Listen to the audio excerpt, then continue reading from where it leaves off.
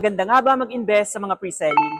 Pre-selling ang tawag na sa mga property na minamarket kahit nasa planning and development stage pa lamang. Para sagutin yan, yes, matalino at wise ang mag-invest sa mga pre-selling. So tara, isa-isahin natin ang reason kung bakit.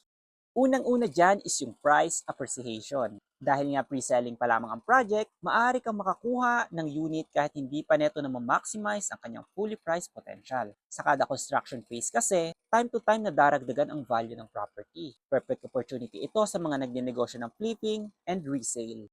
Pangalawa is yung availability. Unlike sa mga RFO or ready for occupancy na limited na lamang ang unit inventory, sa pre-selling, maaari kang makapamili ng mga best units to offer. Just imagine, pwede kang makapili ng preferred mong unit layout, magandang view, magandang floor, and higit sa lahat, madaming payment terms option na pwedeng pagpilian. In terms of payment, pumunta naman tayo sa pangatlo. Ang ikatlo is yung payment terms. Karamihan sa pre-selling is nag-o-offer ng mababang monthly amortization. Karamihan pa nga sa in-offer namin is hindi ka nire-required mag-spot down payment. And take note, located dyan sa BGC ha. And kung naghahanap ka talaga, isa sa mga best option dyan is ito ngang si Uptown Modern. Uptown Modern is a 54-story high-rise development dito sa Uptown BGC.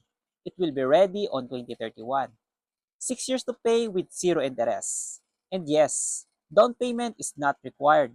You only need 70,000 pesos to reserve the unit. If you have any question, comment ka lang or message mo ako. See you on the next one. Adios!